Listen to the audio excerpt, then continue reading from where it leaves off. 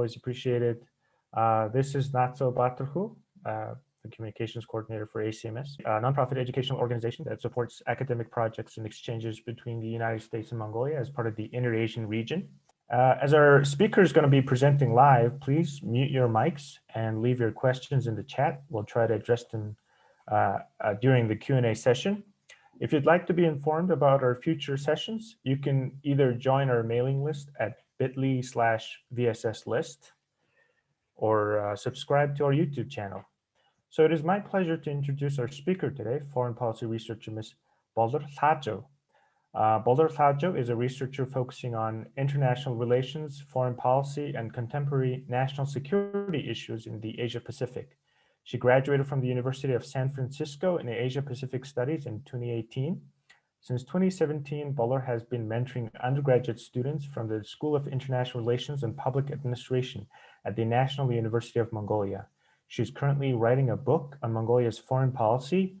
Her research work has appeared in a range of publications in multiple languages, namely English, Mongolian, French, and Russian, including the Diplomat magazine, International Security Observer, La Stampa, and Asia Russia.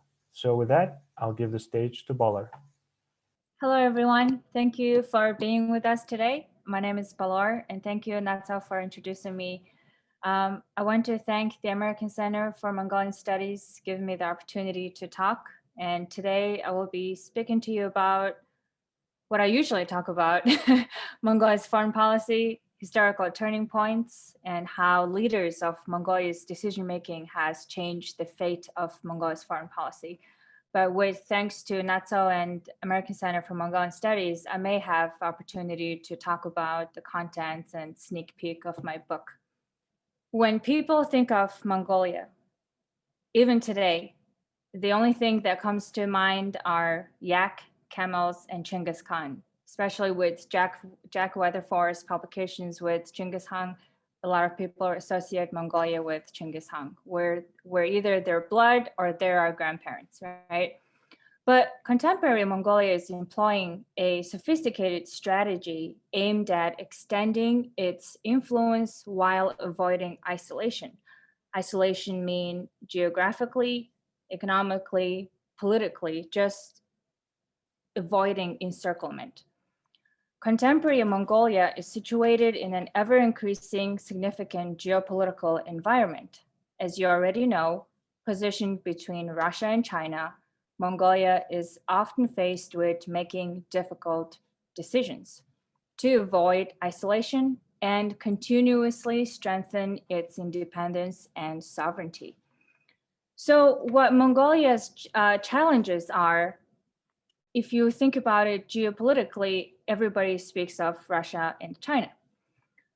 But Mongolia's, when it comes to Mongolian foreign policy, then the country cannot afford to bandwagon with one great power. We cannot choose between either Russia or China, or alienate any other partners in the world. So Mongolia's foreign policy strategy is to prioritize diplomacy over conflict, soft power over hard power, and mediation over sanctions. And most importantly, at home, domestically, Mongolia must continue to promote democratic practices within its foreign policy. So today I will speak to you about some contents of my book. We will touch on discussions of Mongolia's foreign policy, how it changed over time, and we'll also touch on timelines and how worldly events have greatly influenced Mongolia's foreign policy. And then, as the title suggests, that we will touch on what are the opportunities and what are the future of Mongolia's foreign policy looks like.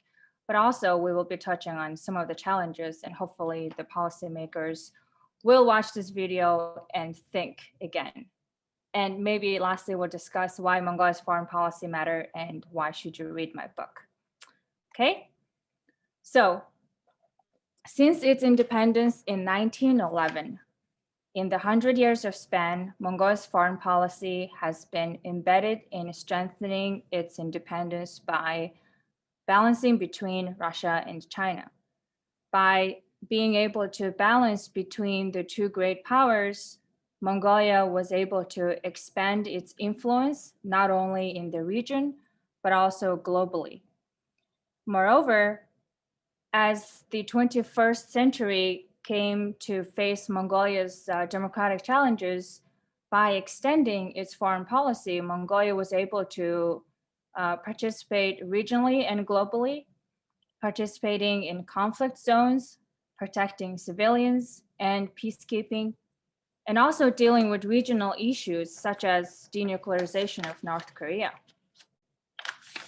While these are emerging issues, they are some Mongolia's foreign policy that has changed over time, which forging partnerships with global actors as diverse as Russia and China, obviously the neighbors, then Japan, United States, South Korea. Then we go to the Middle East, Iran, Israel, and in Latin America, as diverse as Brazil and many more. So my book describes each of these vital strategies and highlight historical turning points where Mongolia's foreign policy has changed due to geopolitical environment, changed due to security environment, changed because of Mongolia's foreign policy were in a way forced to change in the country to move forward. Now, my book also talks about leadership and decision-making, how it has really influenced the country's development.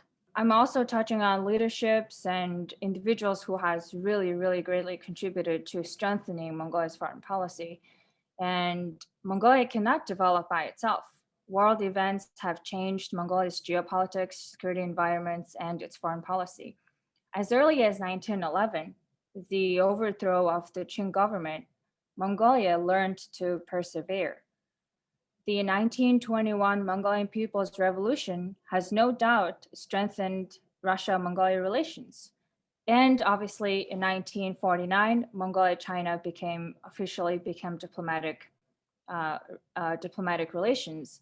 World War I and World War II has changed Mongolia's status quo, its foreign policy, and the larger picture of the way Mongolia has interacted with the world outside of its geopolitical sphere. No, excuse me, sorry. So world events, the twists and turns of the world did not miss Mongolia. Even to this day, Mongolia is still striving to be part of the world. When we talk about Mongolia's foreign policy, we have to talk about Tsitambal. Marshal Tsitambal is the right way to call. Marshal Tsitambal has served Mongolia for 40 years. During his administration, Mongolia has established bilateral relations with countries in Asia, in Africa, in Latin America, and in Europe. Even though the amount of Sino-Soviet influence was great in Mongolia. Within the 40 years of period, Mongolia was able to establish relationship with China in 1949, Vietnam in 1954, with Great Britain in 1963, with Belgium in 1971, Japan 1972, and the United States in 1988. But these are just the examples that I have pulled out in between 1940 and 1940, in between 1940 to 1984. If you were to look at the Foreign Ministry's official webpage, you could see how many other bilateral relations were established for Mongolia, even though there was so much Sino-Chinese and Russian influence in Mongolia. Now, the strengthening of Mongolian foreign policy, I would say, and this is only my view, is that has really strengthened during Marshal Tsitambal's governance, and not only that Russian influence was great in Mongolia, I feel like Zitembat really used that connection to expand Mongolia's relations with other countries and have them recognize Mongolia, right? So the strengths of Mongolia's foreign policy has always been that Mongolia's flexibility. When trouble occurs, Mongolia is able to look at it from multiple perspectives and choose what is really the way that is strengthens its foreign policy and independence. That's the goal, right? And then another thing is Mongolia's foreign policy is very active. It's not only active regionally, it's active globally. And the foreign policy itself is very much farsighted. You're not just looking at, we have two neighbors, Russia and China, let's just be friends with them forever.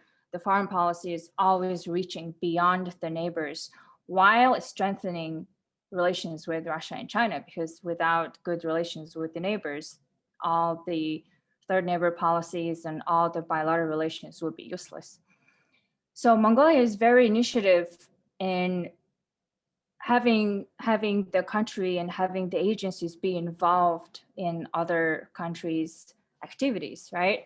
By constantly growing its relations with other countries and what they're doing in their political, economic, and security endeavors. Now, another notable aspect, and this is probably the most important one, is that Mongolia continued to uphold democratic principles and values, right? If you look at what is going on in Mongolia's neighbors, moreover, around the world, there's a sense of shortage or darkness looming over democratic societies, whether it's cutting down the freedom of speech or freedom of press, you name it, right? So Mongolia's foreign policy strengths is based on its democratic principles and values and having accepted by other countries beyond its regional spheres. Now, Mongolia's foreign policy is also a multi-pillared approach. Multi-pillared means you're looking at politically, economically, security, you're looking at civil to civil, people to people relations. So the foreign policy supports all these small moving parts, which makes it a successful foreign policy. For example, for building military diplomacy, Mongolia establishes security relations with countries, right? The Han Quest, for example, Han Quest is a great example. And by supporting regional and global security initiations, Mongolia has a voice in that matter. For the perfect example will be Mongolia's continued effort in denuclearization of North Korea and peaceful unification of the Korean Peninsula, right? It has begun with the six-party talk. It has continued to Northeast Asia dialogue, to Ulaanbaatar dialogue, which I believe it's still continuing. The overarching goal is to have Mongolia be active in regional activities and having a voice, having a position, because even geographically, Mongolia is still in East Asia, and Mongolia has bilateral relations with all of the actors that are associated within these denuclearization Korea's situation, right? Japan, South Korea, Mongolia has bilateral relations with North Korea, the US, Russia, China, you name it. So by being active, Mongolia is keeping its voice heard by the international community. And another multi-pillared approach that Mongolian foreign policy has pushed is that Mongolia will began participating in peacekeeping and counterterrorism efforts since 2001. So Mongolian soldiers have served in Iraq and Afghanistan at security checkpoints, and the unified counterterrorism effort is recognized for Mongolia's trying to, being able to help for global peace and security. And what it does in return is that it increases Mongolia's image and it increases the knowledge about Mongolians are involved. Mongolians are not just like isolated people with their camels and yaks, as I started the presentation. So all these efforts then boosts Mongolia's participation. It expands economic partnerships between countries. And at home, if you have good image abroad, then you may get increase in investment. People would be interested in the nation's overall involvement in international relations. Now, one big example from Mongolia's abroad participation would be UN peacekeeping. Now, this is a picture of Colonel Bolor in South Sudan, I believe. I asked her for her permission to use this picture, and she said, go ahead. Since 2003, there are more than 14,000 Mongolians have served at UN peacekeeping missions in multiple countries: South Sudan, Liberia, Western Sahara, and Congo. And I think there's a couple more. And 900 military personnel were working in the countries that I've mentioned. And in 2017, 850 of them received UN medal.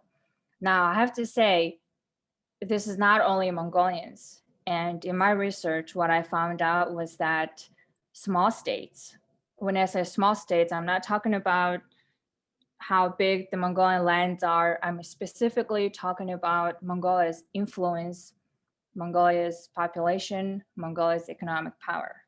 So if you look at these three categories, Mongolia does fit in the small state. And small states like Norway, Switzerland, Singapore, they all use similar methods. They send soldiers to UN peacekeeping.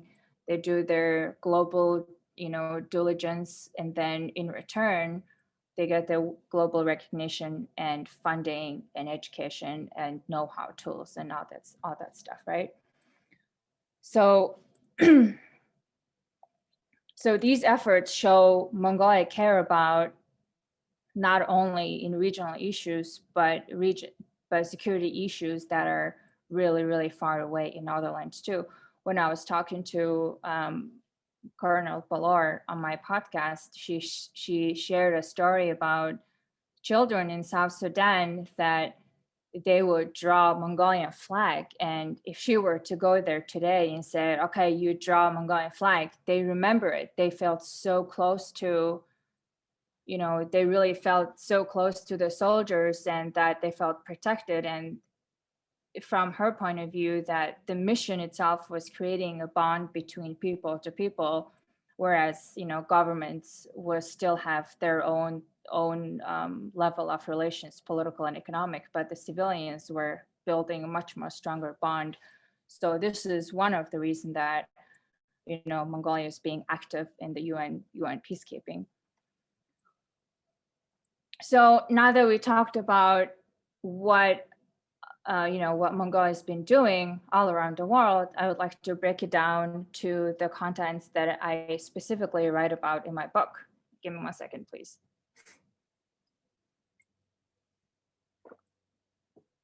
With Mongolia being so active abroad, Mongolia really does have an opportunity to be better. And it's not the policy itself. I think the implementation of the policy is doing really well, actually.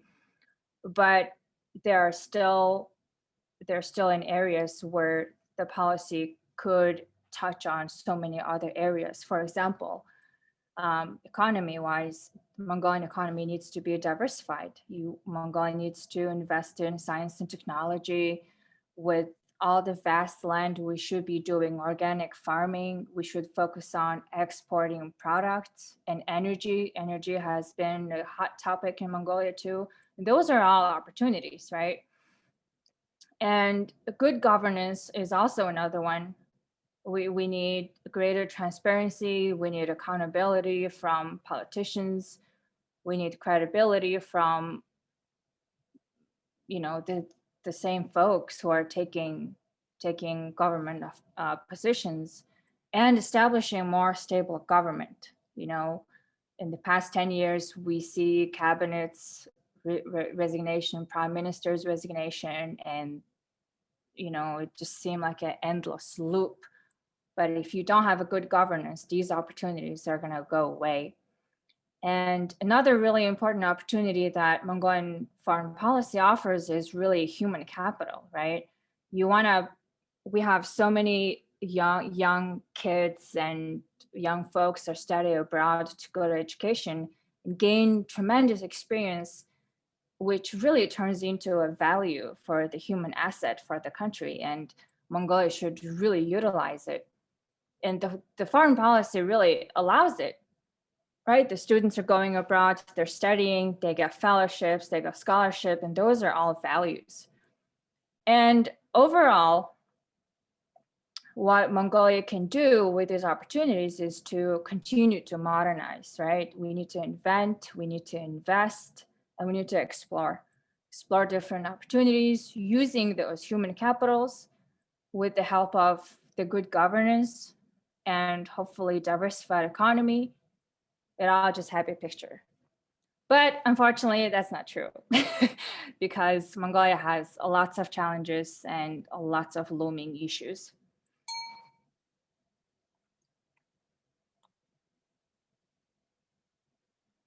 Corruption is one of the largest challenges, and it doesn't necessarily apply to foreign policy, just generally in order for Mongolia to develop and modernize, corruption is pulling us back.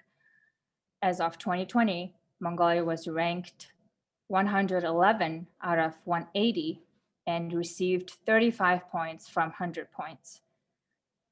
And this corruption really, it's a one word, but it goes way deeper to our society, right? You have bribery of judges, politicians, mining licenses, and the name goes on and on and on. So if even though the Mongolian foreign policy is doing so well, doing all these things abroad, if we're not taking care of the issues at home, it's just a double speed. It's just duplicious, right? You're not really doing anything. The people that are doing abroad, the soldiers that are spending their lives in foreign country helping these children, they come home to a corrupt country with nothing. Then what's their life for? Another good governance is an opportunity, but it's also a challenge because good governance began to touch on mining, economy, legality, judicial system, a lot of important topics, and of course the allocation of resources. So good governance is really a challenge too. And I think, over time, I think with new leaders, new generation, good governance could be implemented, but I'm not trying to be skeptical, but it may take another 10, 15 years, maybe. Another challenge, it's actually a major challenge, is that diversification of economy. We're all talking about it. Everybody's talking about Mongolia needs to diversify. You can't be dependent on mining forever. You need foreign direct investment. You want to make it easier for the foreigners to invest in. Do you need to develop non-mining sectors and exports? But diversification of economy is actually really, really difficult. But we do need to do it. And another challenge that we are facing is that human capital, enhancing talents, merits, and experiences. Mongolian youths are ever educated. They all have bachelor's, master's degree, but then there's no job opportunities. Examples from abroad, a lot of students are studying abroad. They don't want to go back home because they don't pay well. The air pollution, sickens their children or their young families, so they just don't want to go back. So we need to invest in our human capital, and this is a challenge. And another challenge, the most important challenge, at least coming from the government perspective, is the government needs to be stable, and the government needs to have accountability, right?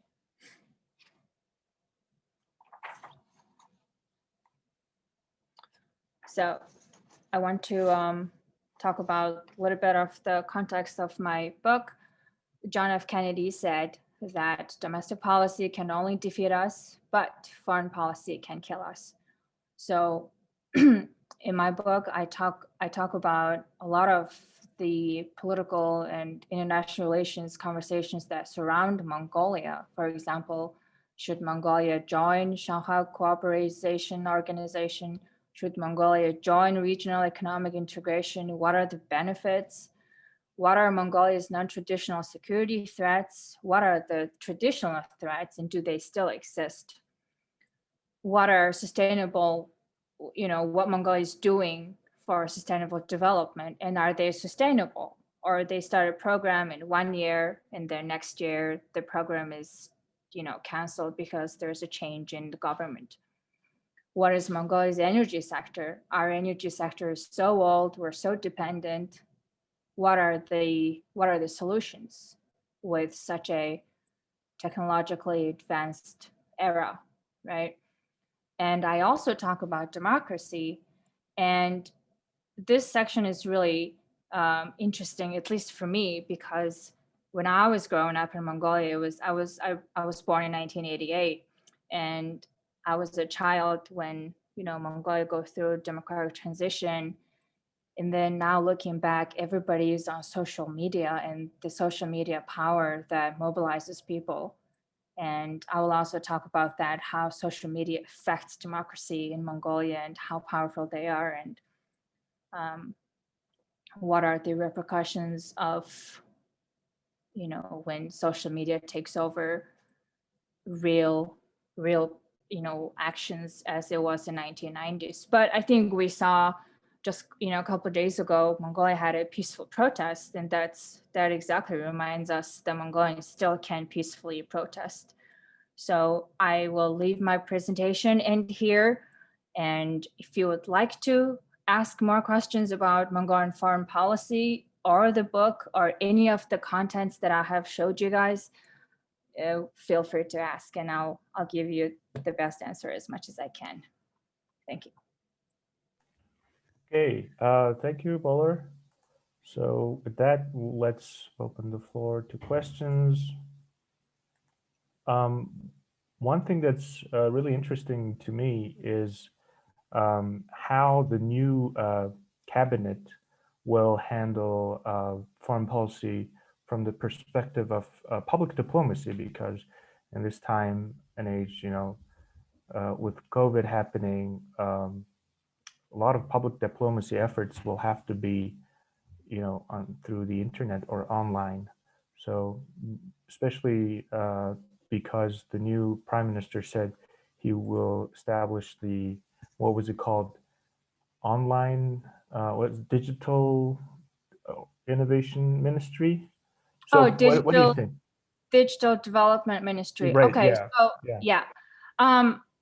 So I think from foreign policy perspective, Mongolia passed a foreign policy concept in 2011, which basically talks about how Mongolia should deal with countries beyond Russia and China, including Russia and China and countries beyond, right? But it also touches on technological advancement too, and that leads to the e-government that in October 2020, right? Mongolia launched it because it was, first of all, it was perfect time to launch because of COVID. Everybody was home, and the director Bolor said that during the COVID-19 pandemic, the user number has increased 8,000. So I think Mongolia will really utilize the social media in terms of educating the population, sending messages, but I'm not sure how they would prevent from the spread of COVID-19, but the prime minister said that he's working on vaccinations.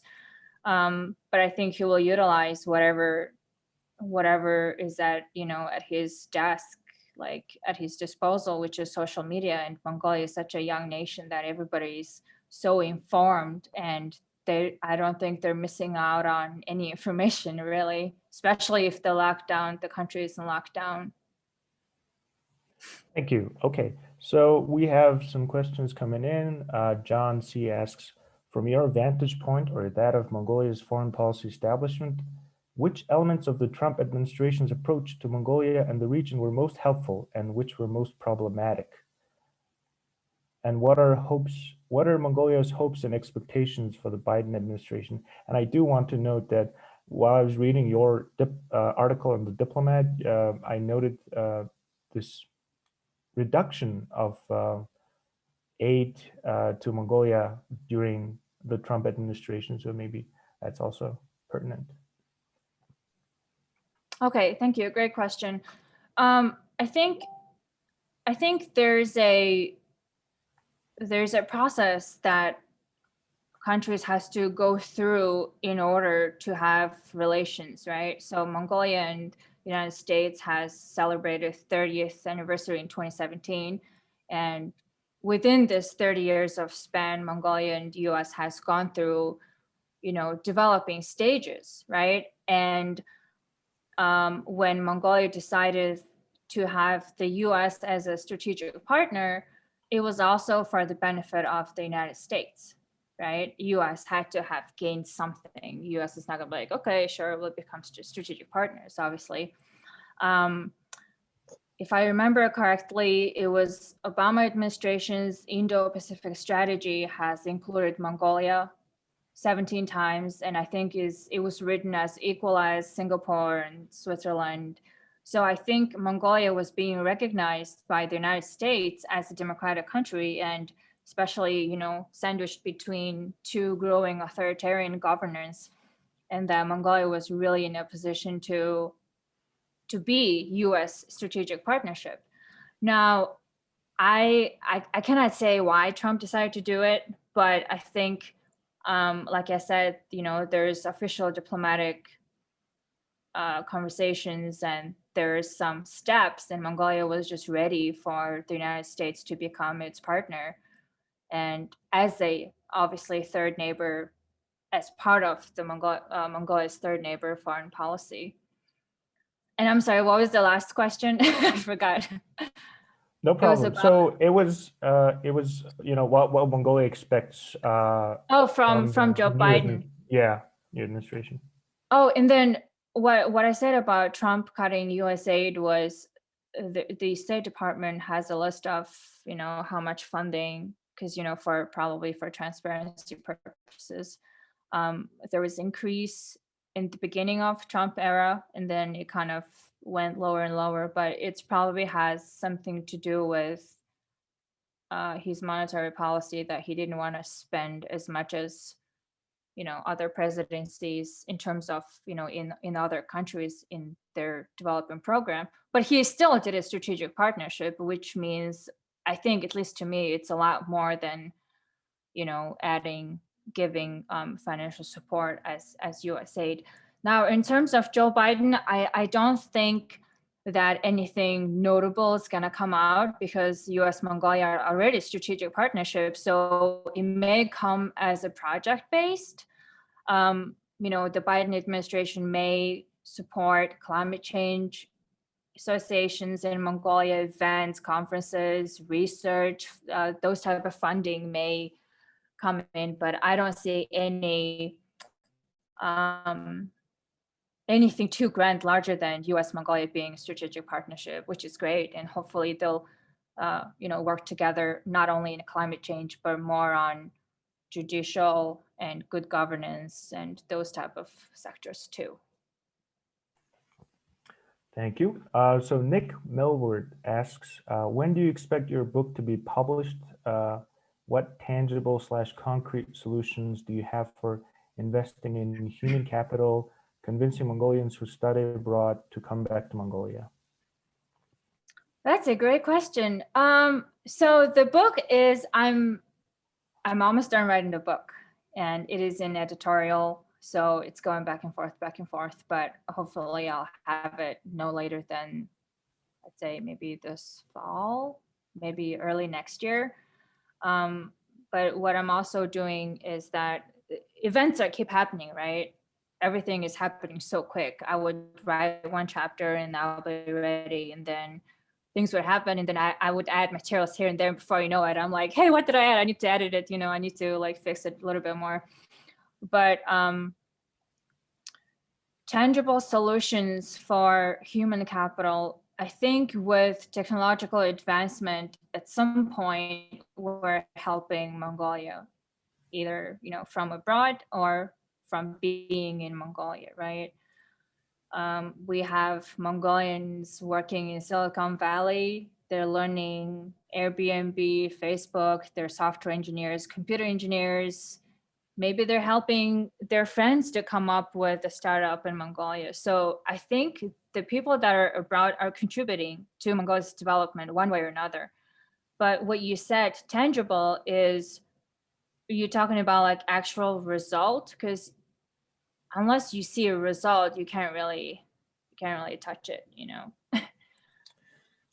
If I may just jump in, I Yeah, guess my go ahead. question Go is, ahead. how do you avoid brain drain, right? The brain drain of sending all, the younger Mongolians who are extremely educated overseas to continue to learn. How do you convince them to return and avoid this tendency to stay abroad? Like you mentioned the pollution in UB, they don't want to raise families there. What are some other methods other than decreasing the pollution in UB to encourage Mongolians to return and continue to invest while they're there? Well, I think we could start from, we could take it from multiple levels, I suppose. The politicians could work on good governance, right? Providing a better place for children to grow up. On a civil society level, they could be activists, really could create an environment for those who are studied abroad to come home to a place where they are able to, they have the voice to say, this is not all that bad. These are the good things that are happening in Mongolia too, versus you're just bombarded with bad news, right? But on our part, even me being abroad, we should keep it, normal that we should be able to go back home and see good things too. Because if you're abroad for 10 years and you expect sunshine every day, it's not going to happen. You have to go there every summer if you don't want to stay in the winter. You go every summer, hang out with your friends, keep your families close, discover what's good things are ahead, and then you seek solutions. I'm not saying that the solution is only dependent on the government or the civil society. We should be the solution too. And we can only do so much from on Zoom, and yeah. And Thank you. just to add on that point, I think I saw some posts again on Facebook because that's the go-to medium platform of the new prime minister saying that an emphasis will be added for decentralization of the infrastructure and to encourage citizens to move out of the capital city. So essentially, he had said we're going to make it more expensive to live in the city, but easier to live in the countryside or other AMET capitals. And I think that's mentioned elsewhere as one of the ways to combat brain drain or mitigate brain drain. But yeah, thank you, Nick. A great question. So next we have a very esteemed guest here, Professor Alicia Campy, who has noted some point of clarification on the slide. Obviously, the U.S.-Mongolia established diplomatic relations in 1987, and I know that because that's the year of my birth. But the next question is, please indicate your opinion on Mongolia's usefulness to U.S., Japan, and even the world on NK issues, North Korea issues. Is there not one clear way the Trump administration hoped strengthening its relationship with Mongolia would benefit both countries? Yeah, so that's the question. So North Korea and Mongolia has a diplomatic relations, right? Not North Korea doesn't have bilateral relations with too many other countries. So that's a bonus for Mongolia part, right? And I'm not sure exactly what year it was. I'm sure I have it in my book, but it was somewhere around 1990s when they established bilateral relationship. Mongolia wanted to assist North Korea with their legal system, and they have actually agreement on it. Now, Mongolia does have an advantage dealing with North Korea. For one, Mongolia and North Korea has a economic agreement that Mongolia would send 500 tons, coal to North Korea, because North Korea still use, coal power through the Rajing port. The Rajing port is a very, very big agreement. So Mongolia does have an interest in North Korea being open. Now, in terms of US and Japan, everybody has a different goal, right? Japan obviously doesn't want the unification of the Koreas, because then that would be major regional competition. And US, as allies with Japan and South Korea, US cannot leave them there with North Korea, because with constant threatening with nuclear weapons. But where Mongolia can really come in as a small state is that Mongolia could start the negotiation, because we don't have anything that is so against any of the actors. We have good relations with Japan, North Korea, South Korea, and the United States, and Russia and China, right? So regionally, Mongolia is the only country that can really start the negotiation without having to really going towards, oh, you said this and he said that, right? So I'm hoping that, maybe Joe Biden administration, if they were to continue the North Korea discussion, Mongolia would be able to be on the table and discuss it, either through a Ulaanbaatar dialogue or whichever venue that they choose to do.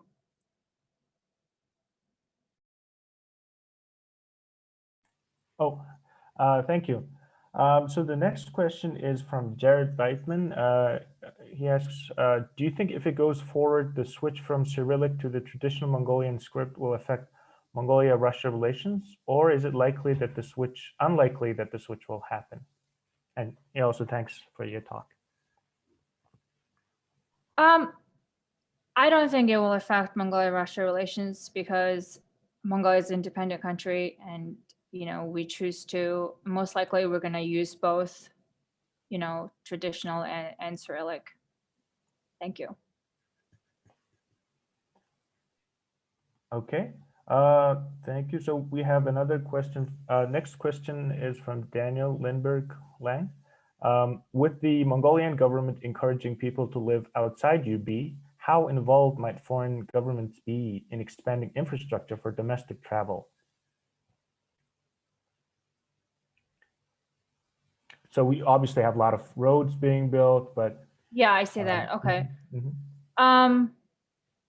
Well, I think the idea makes sense, but in order for it to really happen, there needs to be a logistics, like actual big plan, right? You want to have where do these people gonna like get educated? Where are they gonna live? Do they have the infrastructure?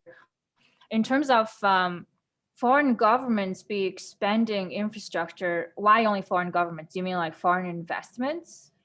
FDIs could be, okay, FDIs, okay. Yeah, so yeah, that could become one areas where Mongolia could, get FDIs. But again, the getting FDI is not the goal, right? The goal is to have Mongolian go live outside of Ulaanbaatar, so it doesn't get, too crowded and too populated and too dirty and too air pollution.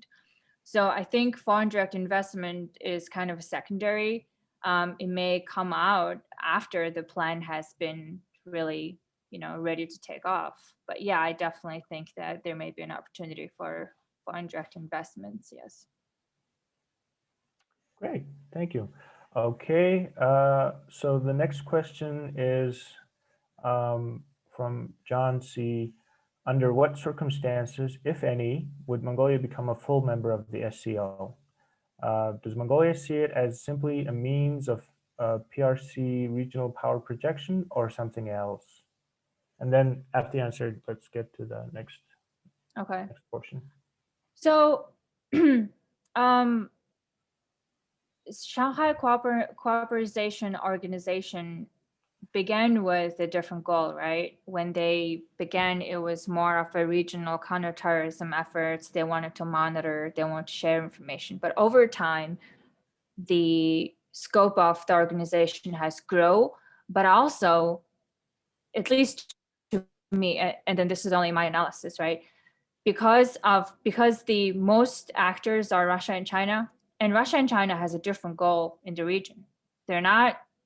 They have similar concerns when it comes to terrorism, but economically and on a regional influence, they're competitors, right?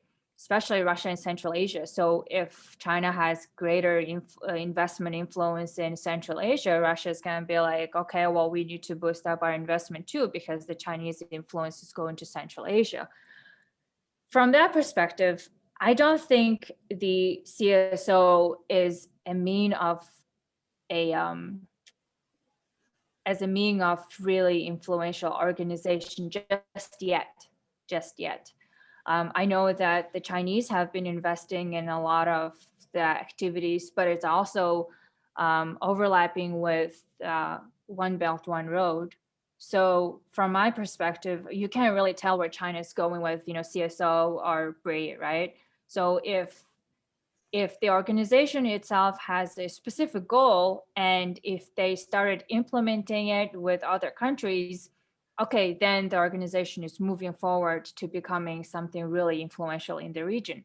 And I think that's where Mongolia is. Mongolia is still in the observer stage, and I think as an analyst and foreign policy person, I think it's not just Mongolia. Any country shouldn't join any organization without really knowing what they are and what are the goals, right? So Mongolia is already strategic partners with Russia and China. So there's no difference for Mongolia to just sit and watch where the organization grows, as with any other organizations.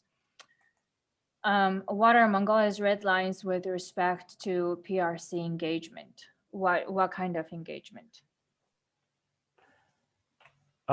Yes, I think the question asks about, in our relations with PRC, what are the sensitive areas? I would encourage John to go ahead and ask, provide more details to his question, if you can, but I'm not sure if John is with us.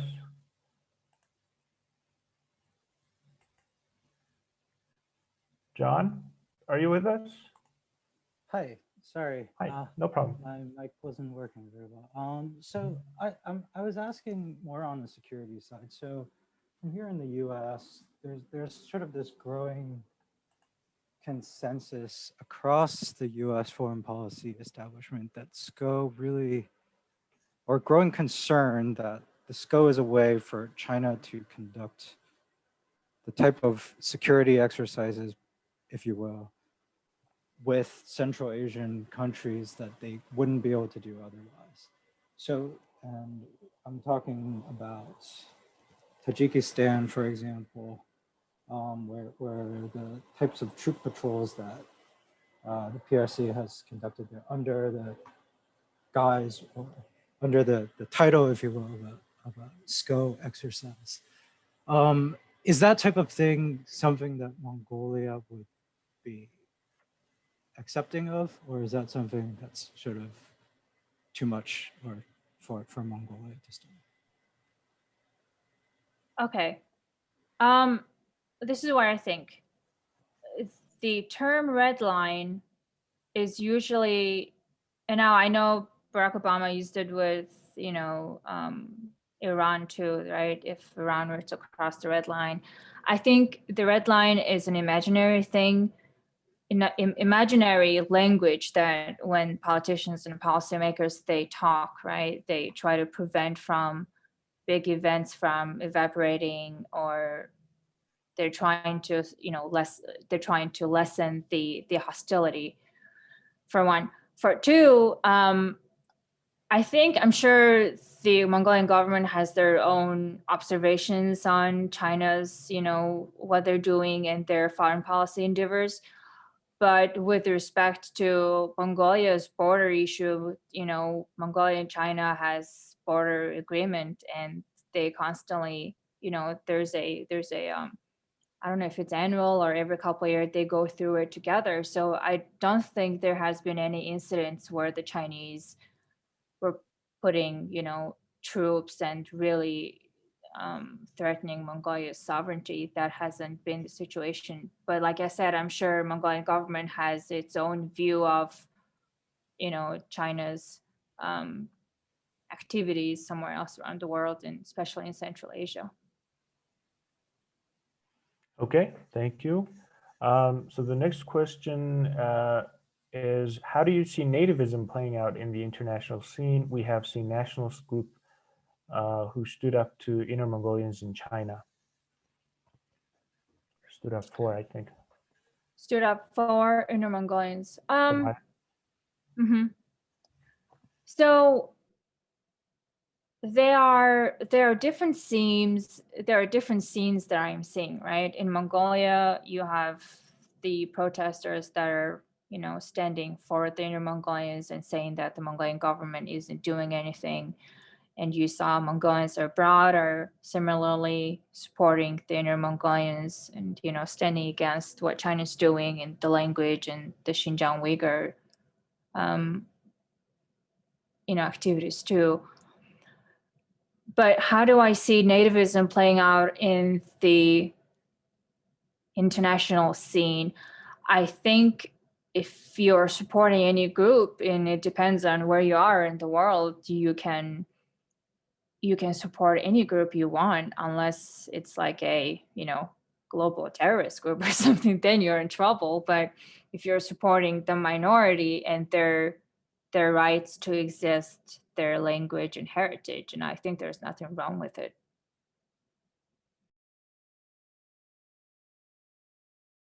Whoops, forgot to unmute my mic again. Okay, thank you.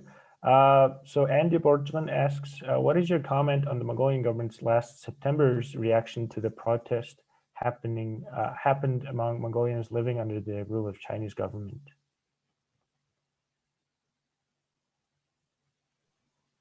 What is your comment? Okay. I can't comment on behalf of the Mongolian government. So what I'm going to say to you is, only my perspective, what I think. And it's not just in China, right? When you have a separate country, countries decide that you don't want to be involved in their internal domestic issues. So I think the reason that the Mongolian government didn't take an official position, last September event, is because probably it's sovereignty. China is sovereign. Mongolia is it's a separate country. But if Inner Mongolia was part of Mongolia officially, governmentally and constitutionally, then that would have been a different issue, I think. So with respect to Mongolia's sovereignty and also China's sovereignty, I think that's why the Mongolian government didn't say much. And there's probably some, concerns with that too. And, you'll have to ask a government for that. I can't really answer more than that, but it's probably with respect to both countries' sovereign issues, and possibly they saw it as that's a domestic issue that Mongolia didn't want to get involved. Okay, thank you. So I think we can wrap it up with this last question. Do you see more nationalist movement becoming hindrance to Mongolia's foreign policy?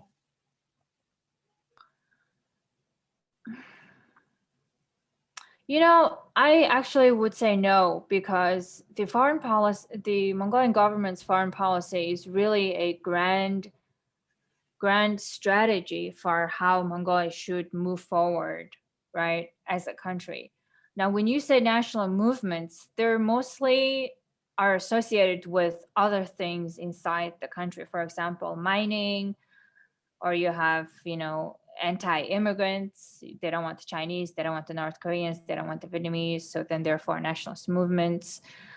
But I don't see that it would make sense even to input nationalist even idea into Mongolian foreign policy, because like I said earlier, the whole point since 1911 for Mongolian foreign policy was to avoid isolation, right? You don't want to be isolated. That was the point. That's why Mongolian foreign policy is successful, because we're not isolated.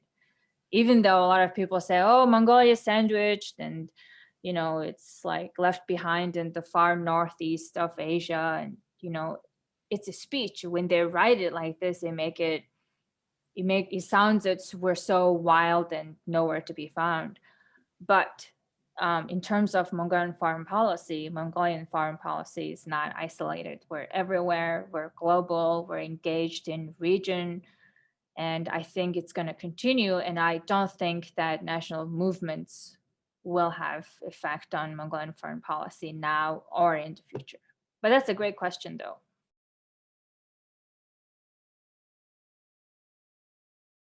Okay, if that's all the questions we have, we'd like to thank our speaker, Bolor Lkhaajav, and good luck for her forthcoming book, and also thank our speakers, and wrap it up. We have another, we'll have more virtual panels and speaker series lectures every month, alternating in Mongolian and English. And this month we had 2 English sessions, but next month we'll have February and April will be in Mongolian, March and May will be in English, and so on. So please tune in more, and thank you, everyone. So thank you so much, everyone. Had a great talk. There's a lot of people, actually. I was starting to worry. Are they sleeping or what are they doing?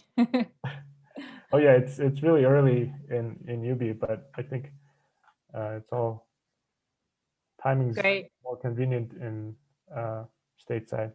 All right. Bye, everyone. Thank you. Bye. Thank you again. Bye. Bye-bye.